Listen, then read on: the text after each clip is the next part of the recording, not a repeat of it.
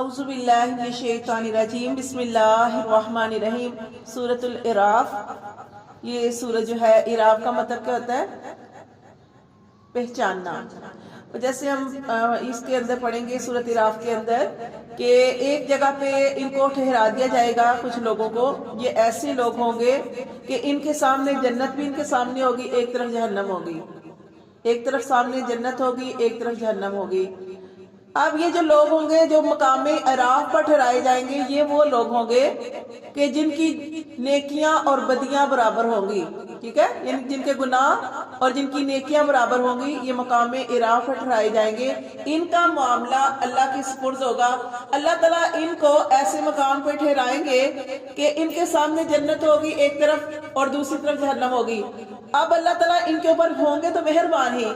اللہ تعالیٰ نے ان کو یہاں پہ کیوں ٹھہرایا کہ جب یہ جہنمیوں کو دیکھیں گے کہ لوگ جہنمیوں کو عذاب ہو رہا ہے، اس وقت یہ اللہ سے پناہ مانگے کہ اللہ تعالیٰ ہمیں جہنمیوں میں سے نہ بنانا۔ اور جب جنتیوں کو دیکھیں گے نعمتوں کے اندر، اس وقت وہ اللہ سے دعا کریں گے کہ اللہ تعالیٰ ہمیں جنت کا حقدار بنا دے۔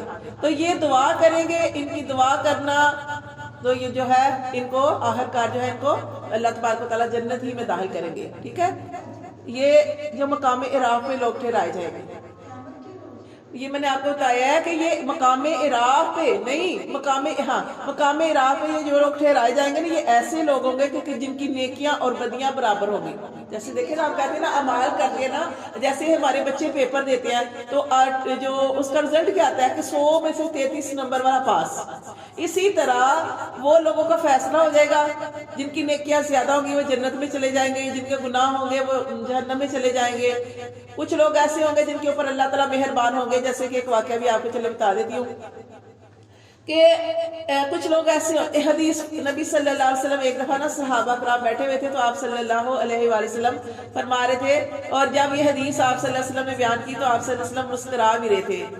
کیسے کہ آپ صلی اللہ علیہ وسلم فرماتے ہیں کہ قیامت کا دن ہوگا، اللہ تبارک و تعالیٰ ایک آدمی کو سب کے سامنے لے کے آئیں گے، ساری انسانیت کے سامنے، وہاں پہ جو بھی قیامت کا منظر ہوگا سب کے سامنے لے کر آئیں گے، اور اللہ تبارک و تعالیٰ اس انسان سے کہیں گے کہ اپنا نامہ اعمال پڑھ۔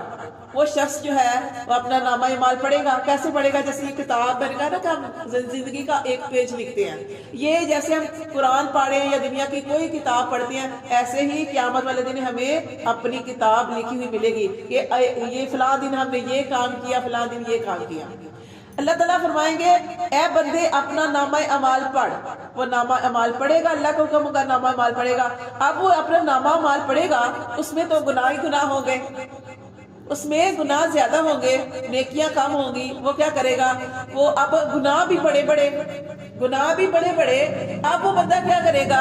اب وہ جو ہے نا اس کو شرمساری ہوگی کہ میں اپنے گناہ پڑھوں، لیکن وہ کیا کرے گا؟ اپنے بڑے بڑے گناہ چھوڑ دے گا اور چھوٹے چھوٹے گناہ پڑھنا شروع کر دے گا، چھوٹے چھوٹے گناہ پڑھنے شروع کر دے گا۔ وہ چھوٹے چھوٹے گناہ پڑھ کے نا تو بس کرے گا، بڑے گناہ نہیں پڑھے گا، چھوٹے چھوٹے گناہ پڑھے گا اپنے کہ میں نے یہ کیا، میں نے یہ کیا، میں نے ایسے کیا، چھوٹے چھوٹے گناہ۔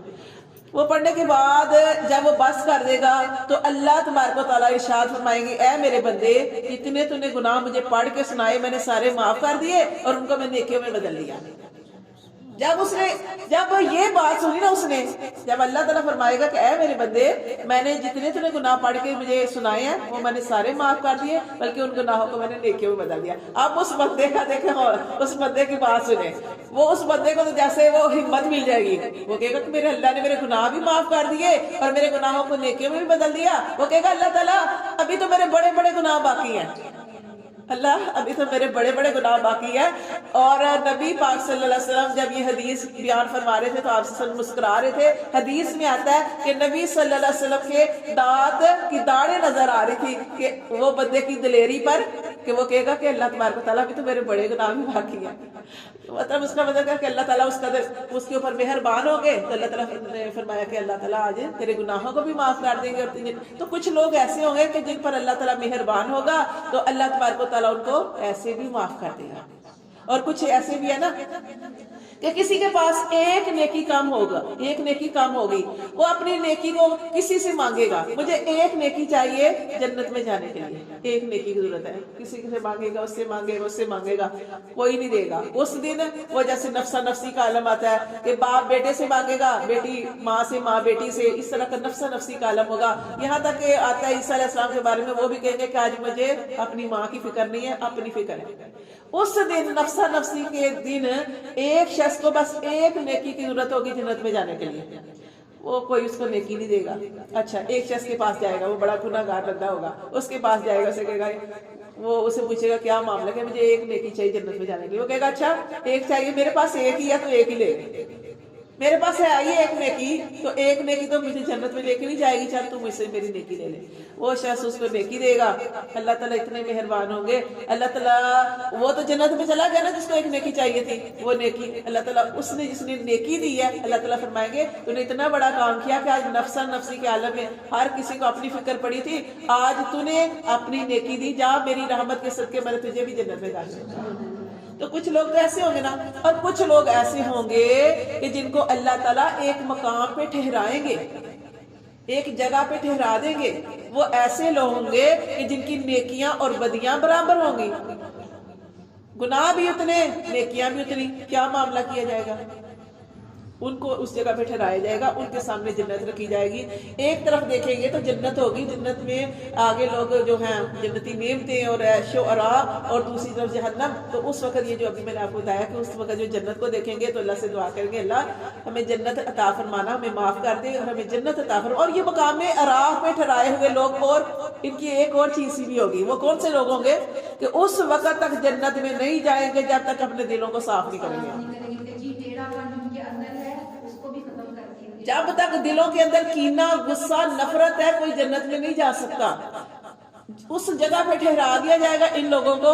اور جب تک وہ کہتے ہیں نا کہ جیسے اللہ تعالیٰ کے بدلہ آپس میں بدلہ کر لو، وہ جیسے دو بندوں کو جیسے یا دو عورتوں کو وہاں پہ مثال دے رہی ہے، وہاں سے ہی مثال دے رہی ہے کہ وہاں پہ کھڑا کیا جائے گا نا، تو وہاں پہ اللہ تعالیٰ کہیں گے کہ چلو آپس میں تم کر لو حساب کتاب۔ وہ کہیں گے اللہ تعالیٰ میں نے تو اس کو نہیں معاف کرنا، اس نے تو دنیا میں مجھے بڑی تکلیف دی ہے۔ تو جب تک کوئی کسی کو معاف نہیں کرے گا نا، جنت میں نہیں جا سکتا۔ تو اس لیے اپنے دلوں کو بھی ایک دوسرے کو یا تو معاف کریں گے، یا پھر ایک دوسرے کو بالکل اپنے دل جب تک دل صاف نہیں ہوں گے تب تک جنت میں کوئی نہیں جا سکتا۔ کیسے معاملات ہیں جی، تو یہ اس طرح کے معاملے ہیں، جس کو آپ نے اتنا آسان سمجھا ہوا ہے، مشکل ہے بہت، ہم تو بہت زیادہ مشکل ہے۔ ایسے ہی ہے نا جو غلط کر کے بھی کہتے ہیں کہ ہم غلط نہیں ہیں، اور اگلا بندہ ان کی طرف کوشش کرتا ہے کہ سب کچھ بھول کے، سب کچھ چھوڑ کے اپنی۔ دیکھیں جو انسان نا اپنے آپ کو سمجھتا ہے نا کہ میں غلط نہیں ہوں، وہ یقین کرے، ہر بندے کو سمجھنا چاہیے کہ مجھ سے غلطی ہو سکتی ہے، میں نے غلطی کی ہے، ہم خطا کار ہیں، غلطی کرتے ہیں، ہمیں یہی سوچنا چاہیے۔ لیکن کچھ لوگ میں نے ایسے دیکھے ہیں کہ جو غلطیاں بھی کرتے ہیں، دلیری کے ساتھ کرتے ہیں، اور ان کو احساس ندامت بھی نہیں ہوتا، احساس ندامت بھی نہیں ہوتا۔ اللہ تعالیٰ تب معاف کرتے ہیں جب انسان کو جو ہے ندامت ہو۔ اللہ تعالیٰ کس چیز کو معاف کرتے ہیں کہ جب بندہ وہ دے نا، توبہ کی شرائط ہیں، کیا شرائط ہیں؟ 3 شرائط ہیں توبہ کی۔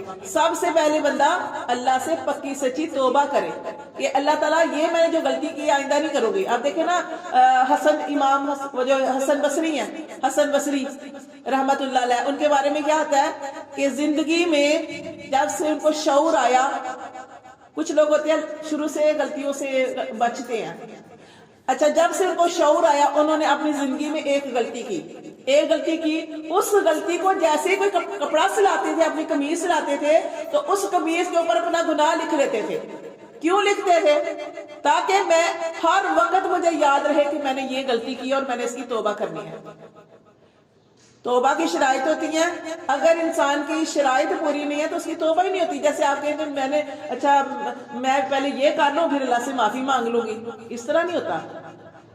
معافی کوئی جان بوجھ کے کوئی گناہ کرنا ہی نہیں ہے، ہاں غلطی سے ہو جائے، ہم سارے گناہ گار ہیں، آپ کا دل نہیں کر رہا تھا، آپ کسی کو تکلیف نہیں دینا چاہ رہے تھے، آپ نے کسی کو کوئی بات کی ہے، اس کو بری لگ گئی ہے تو یہ تو انجانے میں ہو گیا نا، تو وہ اللہ تعالیٰ معاف کر دیتے ہیں. لیکن جان بوجھ کر کی ہوئی غلطی کو اللہ معاف نہیں کرتے جب تک انسان پکی سچی توبہ نہ کرے. توبہ کی شرائط میں پہلی شرائط کیا ہے کہ اللہ سے پکی سچی توبہ کرنا، اور دوسرا کیا ہے، آئندہ پھر سوچنا کہ اللہ تعالیٰ میں آئندہ کبھی یہ غلطی نہیں کروں گی. اور تیسری چیز کیا ہے کہ جو غلطی گناہ ہو گیا اس کی اللہ تعالیٰ سے معافی مانگتے رہنا کہ اللہ تعالیٰ جو مجھ سے غلطی ہو گئی ہے تو اللہ تعالیٰ مجھے معاف کرتے رہنا.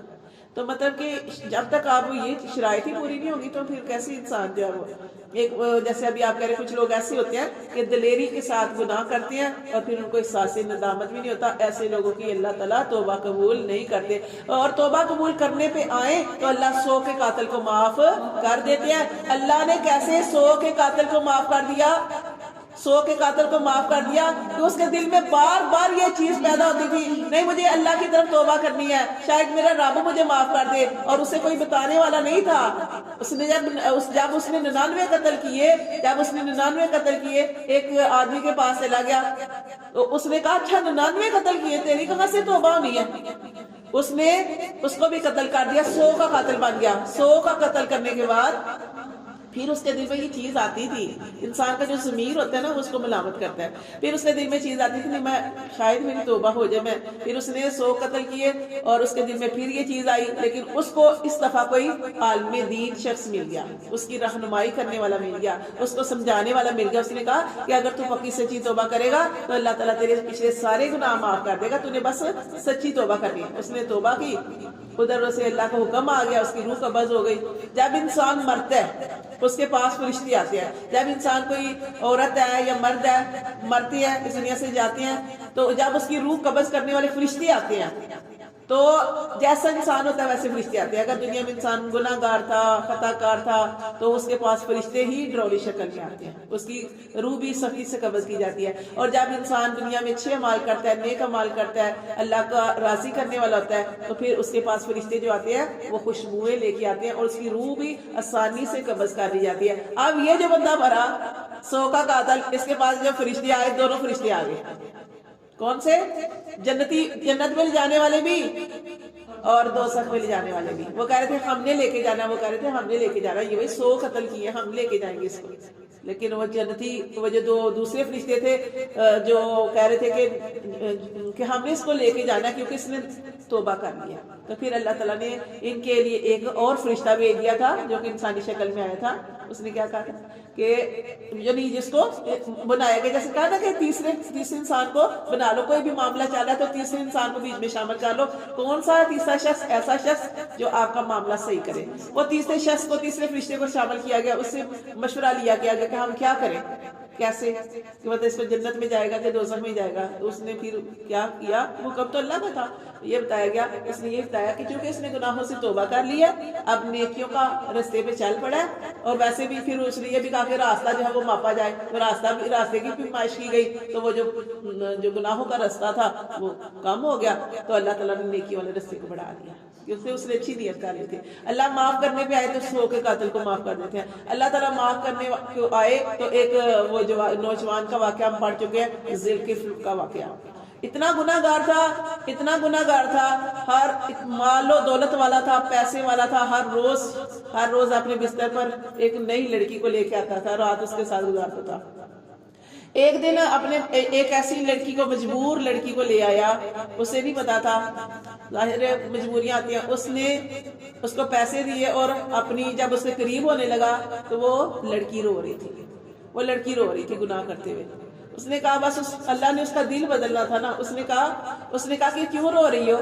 اس نے کہا کہ میں یہ سب کچھ کرنا نہیں چاہتی لیکن میں مجبور ہوں، مجھے پیسوں کی ضرورت ہے، مجبور ہوں، مجبوری میں یہ کام کر رہی ہوں. میں اپنی دل کی خوشی سے تمہارے پاس نہیں آئی ہوں، میں یہ کچھ نہیں چاہتی. اس کے دل میں نا اللہ نے بس یہ چیز ڈال دی. اس نے سوچا میں اتنے گناہ کرتا ہوں، کبھی میرے دل میں خیال نہیں آیا، نہ ہی میں کبھی رویا ہوں. اور یہ لڑکی ایک گناہ کرتے ہوئے رو رہی ہے اور وہ ایک گناہ کرتے ہوئے رو رہی ہے اور میں نے اتنے گناہ کیے میں نے کبھی سوچا بھی نہیں. بس اللہ نے اس کے دل کی کیفیت کو بدل دیا. وہ ایک دم جو تھا وہ اس نے کہا کہ جیسی عزت جس عزت کے ساتھ آئی تھی نا اس عزت کے ساتھ چلی جاؤ. اور اس نے توبہ کی، پکی سچی توبہ کی، اور اتنی اس نے توبہ کی کہ وہ مر گیا، اتنی توبہ کی مر گیا، لاش پڑی ہے، ساری دنیا جانتی تھی بڑا گناہ گار ہے، کوئی اس کے صبح اس کا جنازہ نہ لے کے جاتا، کوئی اس کو دفناتا نہ، اس کو ایسے ہی پھینک دیتا، ساری دنیا جو برا شخص ہوتا ہے نا ساری دنیا جانتی ہے، سارے اس کے بارے میں جانتے تھے، لیکن کیا ہوا اس وقت کا جو دور تھا، اس وقت اللہ، یہ میں کہہ رہی ہوں ہم اللہ کا جتنا بھی شکر کریں اتنا ہی کام ہے، پتہ ہے کیوں؟ اس وقت کا جو دور تھا، اس وقت دروازے پہ لکھ دیا جاتا تھا کہ یہ گناہ گار ہے، اس نے کسی نے کوئی غلطی بڑا گناہ کیا تھا، دروازے پہ لکھا ہوتا تھا۔ اس وقت اللہ کا یہ ہوا ساری، کوئی بھی اس کے پاس نہ جاتا، کوئی اس کو نہلاتا نہ، کوئی اس کو دفناتا نہ، لیکن اللہ تعالیٰ نے اس کے دروازے پہ لکھ دیا کہ اس نے پکی سچی توبہ کر لیا ہے، اللہ تعالیٰ نے اس کو اپنا دوست بنا لیا ہے۔ اور پھر اس کو دیکھے کہ یہ انجام ہو، کچھ ایسے بھی لوگ ہوتے ہیں معاف کرنے پہ آئے تو اللہ تعالیٰ بڑا ہی، قرآن میں آتا ہے نا واللہ غفور الرحیم، اللہ بڑا بخشنے والا، بڑا رحم کرنے والا ہے۔ اللہ کے پورے نام آپ پڑھ لیں، 99 نام اللہ کے، سارے نام اللہ کے رحمت والے، ایک نام ہے سخت ہے، وہ ہے ذوالانتقام، اللہ انتقام لینے والا۔ اللہ بڑا ہمیں چھوڑتا ہے، ہم تو سارا دن کتنی غلطیاں کرتے ہیں، اللہ ہمیں پکڑنے لگے تو کیا بنے، اللہ تعالیٰ چھوڑتے جاتے ہیں، اللہ تعالیٰ بڑے مہربان ہیں۔ تو اس لیے اللہ تعالیٰ یہ جو ہم سورۃ اعراف پڑھے اس میں یہی ہے کہ جب تک ہمارے دلوں کے اندر سے کینے، غصے، نفرتیں دل کے اندر ہوں گی، دل صاف نہیں ہوں گے، ہم جنت میں نہیں جا سکتے۔ پھر اس جگہ پہ ٹھہرا دیا جائے گا، سامنے جنت ہوگی، پھر اس طرف جہنم ہوگی، پھر انسان جو ہے پکاریں گے، جہنمیوں کے عذاب اتنے سخت ہوں گے، وہ کہیں گے اللہ تبارک و تعالیٰ ہمیں معاف کر دے، ہم جہنم میں جانا نہیں چاہتے، تو اللہ تعالیٰ آخرکار ان لوگوں کو جنت ہی میں داخل کریں گے۔ تو یہ سورت ہے سورۃ اعراف۔ بسم اللہ الرحمن الرحیم، الف لام میم صاد، یہ ہے حروف مقطعات۔ کتاب، یہ کتاب انزلہ نازل کی گئی، الیکا آپ صلی اللہ علیہ وسلم کی طرف۔ اس کتاب سے مراد قرآن مجید، اللہ تعالیٰ فرماتے ہیں یہ کتاب جو ہے وہ نازل کی گئی الیکا آپ صلی اللہ علیہ وسلم کی طرف، فلا یکن، پس تو نہ ہونا، فی صدرکا، پس نہ ہو، فی صدرکا، تیرا سینہ، حرجن، تنگ نہ ہو، منہ، اس کی وجہ سے، تیرا سینہ تنگ نہ ہو اس کی وجہ سے۔ کیا مطلب؟ اللہ تعالیٰ فرماتے ہیں ہم نے یہ کتاب آپ صلی اللہ علیہ وسلم کی طرف نازل کی ہے اس سے آپ کا سینہ تنگ نہ ہو، کیونکہ جب نبی صلی اللہ علیہ وسلم لوگوں کو دین کی دعوت دیتے تھے، تبلیغ کرتے تھے، کوئی آپ کی بات کو مانتا ہی نہیں تھا۔ زیادہ تر کیا تھے؟ انکار کرنے والے، جھٹلانے والے، آپ کی تکذیب کرنے والے۔ اس سے آپ کو، جب کوئی ہر بندہ آپ کی بات کو جھٹلائے تو کیا ہوتا ہے؟ آپ کو تکلیف ہوتی ہے، آپ کا سینہ تنگ ہوتا ہے، سینے میں تکلیف ہوتی ہے۔ تو اس لیے اللہ تعالیٰ نے فرمایا کہ ہم نے یہ کتاب نازل کی ہے اور اس سے تیرا سینہ تنگ نہ ہو، لِتُنذِرَ بِهِ، تو ڈرا اس کے ذریعے، تو نے اپنا کام نہیں چھوڑنا، اپنے دل کو چھوٹا نہیں کرنا، دل کو چھوٹا نہیں کرنا، یہ دین کا کام ہے، اس کو تو نے کرنا ہے، اس سے تو نے ڈراتے رہنا ہے، وَذِكْرَى، اور یہ نصیحت ہے لِلْمُؤْمِنِينَ، ایمان والوں کے لیے۔ دیکھیں اللہ تعالیٰ فرماتے ہیں کہ دین کا کام کرنا ہے، اس سے اپنے دل کو چھوٹا نہیں کرنا، اور یہ یاد دہانی، ذکرہ کا مطلب اب یاد دہانی دیا، یاد دہانی ہے ایمان والوں کے لیے، ایمان والوں کو بھی، کیونکہ ایمان والوں کا وہ جیسے حدیث میں آتا ہے نا، ایمان بھی کم ہوتا ہے، کبھی زیادہ ہو جاتا ہے، کبھی کم ہو جاتا ہے۔ تو اس لیے جب یہ نصیحت کرنا ہے جو ایمان والے ہیں، جو ماننے والے، ایک ہوتا ہے نا انکار کرنے والے، جیسے اوپر پڑھا کہ آپ کا سینہ تنگ نہ ہو، کچھ لوگ، اکثر لوگ جھٹلانے والے تھے، تکذیب کرنے والے تھے، اس سے آپ کا سینہ